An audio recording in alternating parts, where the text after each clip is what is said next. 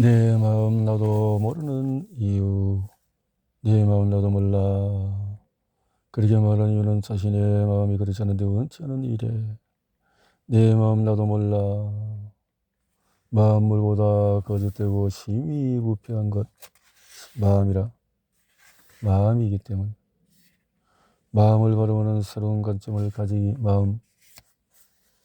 응? 이 원론이라는 대상과 고찰하는 서로 대립된 두 개의 원리나 원인을 사물을 설명하려는 사고방식.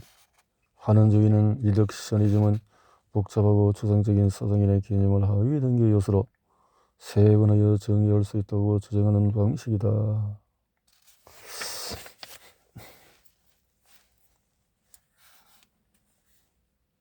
우리는 21세기에 살아간다. 과학자들이나 지식인들은 양자 물리학에 기초하여 인간과 자연의 우주를 보고 인식하고 있다. 성경의 말씀이 잘못되고 말하는 것인가? 결코 그럴 수 없다. 단지 성경 번역과 해석이 명확하지 않기 때문이라 생각해보라. 우리가 높은 산을 볼 때에 땅에서 위를 쳐다보는 것과 헬리콥터를 통해서 보는 것하고 다르다. 세 번째로, 생물학적인 관점과 현대적인 관점에서 몸과 마음은 어떨까요? 오늘날 신경과학은 마음, 감정 내 활동의 결과라는 것을 실험을 통해서 밝혀내고 있다. 감정은 에너지 움직임을 말한다. 감정, 뉴런을 통해서. 뇌는 영양분과 산소가 공급되는 한 끊임없이 자가 발전한다. 내가 자, 에너지를 통해서 나오기 때문에 지금 물질과 비물질은 우리의 오감과 생각으로 나는 것뿐이지 결코 분리되는 것이 아니라는 것이 이미 과학적으로 널리 밝혀졌다. 그것은 아인슈타인이 밝히는 공식으로도 설명할 수가 있다. 왜 이런 이야기가 필요한가? 몸이란 헬라어 소마 개념 안에서 신체뿐만 아니라 마음, 생각과 감정을 포함하고 있다는 것을 알아야 하기 때문이다. 우리는 마음이 지정의를 가졌다고 말하지만 사실은 그렇지가 않다. 만약 마음이 지정의를 가진다면 여러 측면에서 비성경적이다. 앞서 말한 것처럼 마음은 몸에 속한 것으로서 의지를 지니고 있지가 않다. 그렇다면 신약성경은 왜 다양한 언어를 사용해서 크라디아, 누스, 마음, 생각, 이해, 지각, 조론으로 표현했을까? 마음에 관련된 성경 용어들, 마음, 피지케에 대해서 마음이라고 표현했는데요. 나도 몰라. 나는 마음이 온유하고 겸손하니 너희 멍에를 여고 내게 배우라. 그리하면 너희 마음이 쉼을 얻으리니. 마음의 쉼 중에 신약에서는 뭐라고 했나요? 자, 너는 8일 만에 히브리어 저서는 다수의 신학자들이 저자의 위상으로 보는데 오늘날에는 바울 히브리서 저서로 지지하는 학자가 소수이지만 초대교회부터 2000년까지 바울이 히브리어를 쓰고 누가가 헬라어를 번역했다는 견해를 가지고 있는 등등이다. 절찬 신약에서 진리의 믿음과 마음에 대해서 성경 구절들이 많이 있네요. 그런데 안타깝게도 오늘날 우리는 사도 바울이 이렇게 정연 표현과 용어를 선택한 이유를 간간치 마음으로 번역함으로써 모두를 마음을 성경적으로 이해하는데 큰 어려움을 겪게 되었다. 마음이란 속마음, 심정, 카라디아, 근마음, 마음과 누스의 성경적 이해는 심정, 카라디아의 올바른 이해는 마음에 누구나 스스럼 없이 실체가 없이 마음, 심정, 카라디아 개념 정리로 할 때 카르디아는 우리의 심중이라고 한다. 심중에 카르디아, 심중. 그래서 컴퓨터를 인식을 하고 접근하는 사고방식과 의식과 그래서 영을 통해서 이렇게 가치관과 모든 것이 나누어진다 하는 것과 같이 우리가 컴퓨터를 사용하기 위해서는 운영체계들에서 만들어진 프로그램을 작동시켜야 한다. 그것을 위해서 우리는 키보드와 마우스를 사용한다.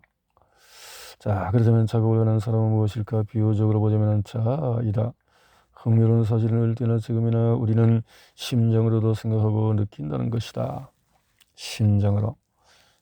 그래서 이것에 따라서 우리 인생이 결정된다고 해도 어감을 통해서 인생이 무엇을 경험하느냐에 달린 것이다. 무엇을 경험하느냐. 똑같은 사실을 봐도 어떤 사람은 긍정적으로 어떤 사람은 부정적으로 보는 이유가 뭔가? 카르디아라는 거죠. 카르디아 영혼 몸의 관점으로 보면 이러한 근원적인 믿음 체계는 혼이 선택하고 판단하는 자유의지에 지대한 영향을 미친다. 카르디아. 우리의 인생을 생각해보는 자아가 형성되기 전에 가슴 중심이었지만은 자아가 형성되고 난 다음부터는 머리 중심의 삶을 살게 되고, 내가 진실로 너에게 너니 누구든지 하나님의 나를 어린 나이와 같이 받아들이지 않는 자는 결단코 거기에 들어가지 못하리라 하시니라.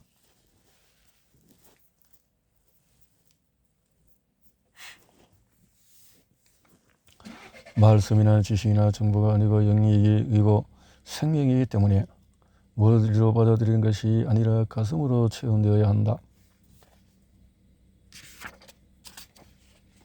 심정에 대한 성경적인 이해는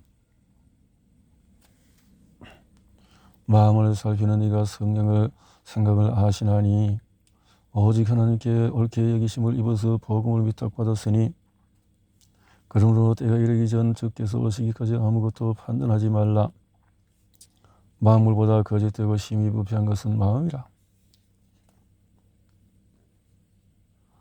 여러분은 자녀이므로 하나님께서 그 아들의 영, 하나님께서는 우리를 자기의 것으로 표를 인치시고 마음으로 주께서 이르시되 그날 후로는 그들과 맺을 언약이 이것이라 하시고, 좋은 땅에 있다는 것은 착하고 좋은 마음으로 말씀을 듣고 지키어 인내로 결심하는 자니라. 아무로 천국 말씀을 듣고 깨닫지 못할 때는 악한 자가 와서 마음에 뿌려진 것을 빼앗나니 이는 곧 길가에 뿌려진 자요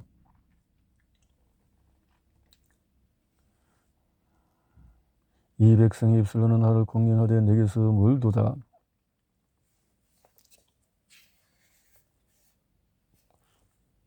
하나님의 말씀을 들 때에 어떤 사람이 이해하는데도 마음은 어찌할꼬 마음, 누수에 대한 성경적인 이해,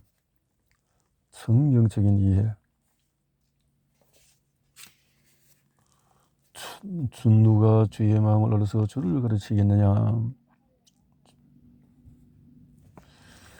깨끗한 자들에게는 모든 것이 깨끗하나 더럽고 믿지 아니하는 자들에게는 아무것도 깨끗한 것이 없고 그들은 마음에 하나님 되기를 싫어하며 아무도 꾸미는 겸손과 천사 충별을 이유로 너희를 정죄하지 못하게 하라. 너희는 카르디아의 영향을 받는다. 오늘 가장 큰 문제는 말씀을 영이요 생명이 아닌 진리한 지식이나 정보로 생각하는 것과 그 말씀을 이성으로 이해하고 깨닫고 판단하고자 하는 데 있다. 디아노이아에 대한 개념 정리는 디아노이아,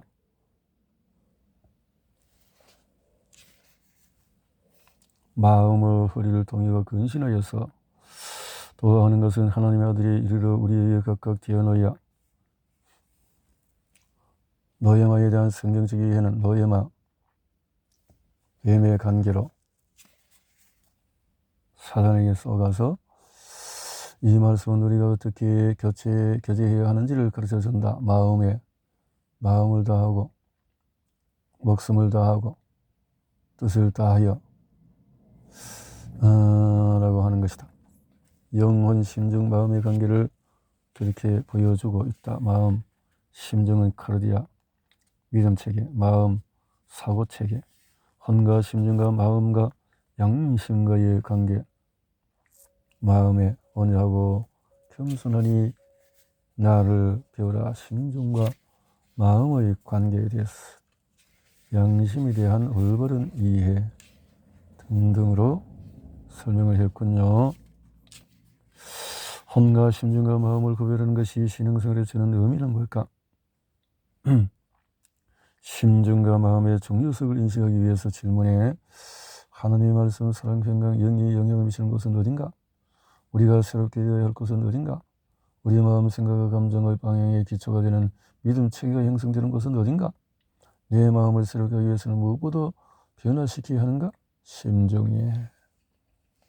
뉴에이지들이나 이런 자기들의 잠재의식을 변화시키기 위해서 다양한 방법을 추구한다. 호흡, 명상, 수면 직전이나 그의 심상화 등등으로 해서 노력을 통해서 잘 만든다는 거죠. 그리스도인들이 자신의 변화를 해서 겉으로 애쓰고 노력하지만 실제적인 변화를 경험하지 못하는 큰 이유는 하나님과의 영으로 교제하는 것이 아니라 기록된 말씀을 단지 이성적으로만 받아들이고 개념적으로만 이해하고 그것을 삶에 적용하고자 하기 때문이다. 하나님이 없는 세상에서 이미 형성된 세계의 상적인 세계관과 가치관에 기초해서 말씀은 영이고 생명이기 때문에 말씀이 우리의 믿음책에 해당되는 심중에 임하도록 해야 한다.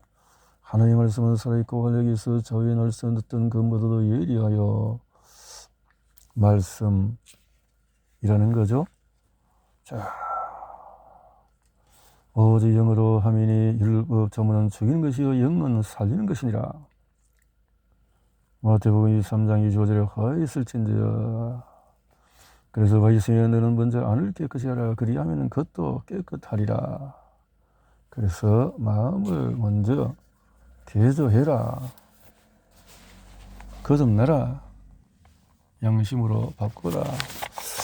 4장에서 구원전의 영혼 몸의 상태는 4장에서 살폈는데 관점에서 구원받은 후에 소생된 의식은 나는 생각과 마음이 어떠냐. 목숨을 구원하자 하면 잃을 것이요 누구든지 나를 위하여 제 목숨을 찾으면 찾으리라. 하나님 나라를 위해서 목숨을 희생하면 찾는다 라고 했네요. 소생시키고 자의식은 혼이고 언제나 생각 이전에 존재한다. 우리의 생각은 내 활동이다. 따라서 우리 생각은 이미 어떤 일이 일어난 그것에 해석하는 것이며 이해할 뿐이다. 자의식은 매일 우리가 경험하고 하는 거 경험하고 인식하고 보는 존재이다. 우리는 예수 그리스도 안에서 새로운 비종을 하나님의 자녀이다. 그러면 어떻게 해야 삶의 주체인 혼이 자신의 원래의 자리로 돌아갈 수 있을까? 십자가. 우리가 일평생 자기로 믿었던 거짓을 포기할 수 있는 이유는 뭔가? 거듭남을 통해서 자녀들은 혈과 육에 속하여 없음에 그도 또한 같은 모형으로 혈과 육을 함께 지니시모 그래서 정노릇하는 모든 죄를 넣어주려 하심이니 그래서 이 십자가의 죽으심을 말하는 거죠. 구원 후에 새로운 피조물의 정체성은 인간이 타락함으로써 잃어버린 것을 타락하기 전에는 하나님의 영을 나타내는 혼으로 살기 때문에 의미상 영혼이라는 말이 가능하다. 그러나 타락 후에는 하나님의 영이 떠났기 때문에 인간의 영과 혼으로 이루어진 존재가 된 것이다. 이럴 때 인간 정신의 관점에서는 영혼이라는 표현을 쓸 수 있지만 하나님의 관점에서 보면 인간의 영은 죽은 영이기 때문에 그냥 혼이라고 표현하는 것이 더 적절할 것이다. 그러나 구원 후에 하나님의 영이 다시 우리 안에 임하심으로 우리의 본질은 다시 하나님의 형상을 나타내는 영적인 존재가 되어졌다. 영적으로 거듭난 후 우리는 혼의 상태를 설명하는 우리가 죄사함을 받고 하나님이 영이 우리 안에 계시지만 아직 혼은 하나님의 영의 인도함을 받지 못한 상태에 놓여 있다. 이것이 바로 현재적인 하나님 나라의 많은 그리스도인들의 상태다. 비유적으로 표현하면 누가 나에게 빚진 돈을 돌려달라고 했다. 하지만 돈이 없어. 아버지께 부탁했던 아버지께서는 돈을 나의 은행 계좌에 이체해 주셨다. 그러나 지금 내 수중에 돈이 없기 때문에 여전히 나는 돈이 없다고 믿고 그 사람이 빚을 받으러 찾아올 때 도망다니고 피하는 것과 같다. 있는데 말이야. 가졌는데. 누리면 되는데. 그 말이죠. 누구든지 그리스도 안에 있으면 새로운 피조물이라 이전 것은 지나갔으니 보라 새 것이 되었도다. 새 것이라. 그러므로 형제들 우리가 빚진 자로 내 육에게 해줘서 육신대로 살 것이 아니라 너희 육신대로 살면 죽을 것이다. 영으로서 몸의 행실을 죽이면 살리리. 자, 이 마음이라는 것인데 너희가 육신대로 살면 반드시 죽을 것이라. 내 영으로서 몸의 행실을 죽이면 살리리. 하나님의 영으로 인도함을 받는 사람은 곧 하나님의 아들이라. 영으로 인도함을 받으라. 구원 전의 인간 존재의 상태에 대한 다양한 명칭들. 겉사람이 아니라 속사람의 변화를 통해서 그러는 거죠. 거짓자에서 참 애고로 바꾸어져야 한다. 생명의 본질상 이제는 더 이상 죄를 지을 수 없는 세상 신의 영향을 받지 않을 뿐만 아니라 받을 수도 없다. 그런 자신이 되어졌다라는 거죠. 자, 잘못된 믿음을, 두 가지 잘못된 믿음을 가지게 되는데 알지 못하면 첫째로는 죄를 지을 때마다 자신의 구원을 의심하게 된다. 내가 왜?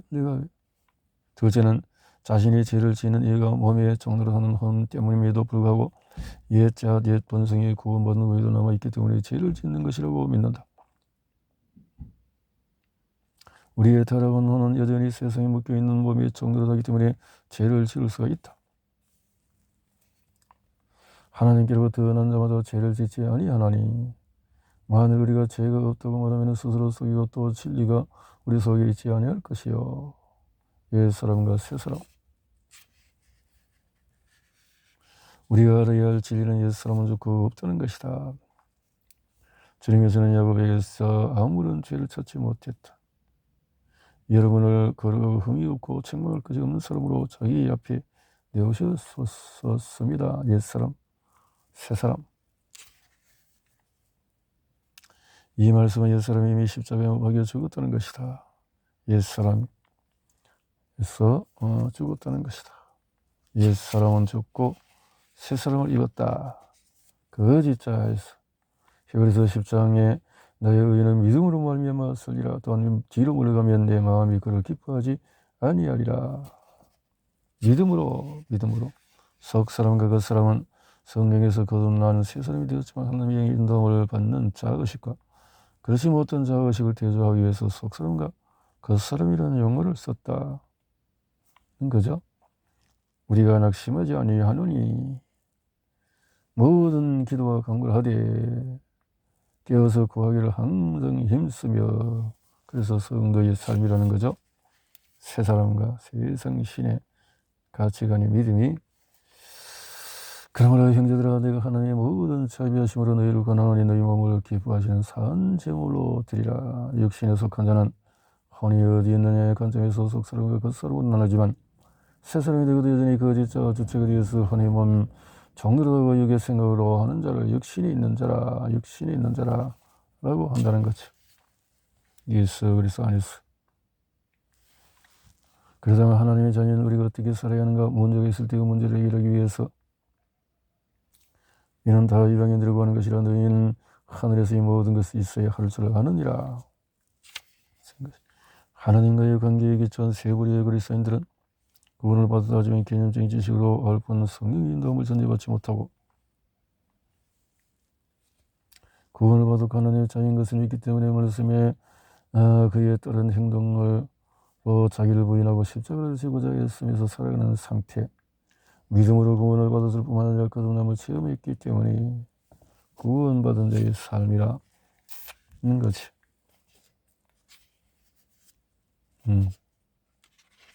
구원받은 자의 삶. 자, 여기까지 있어 보고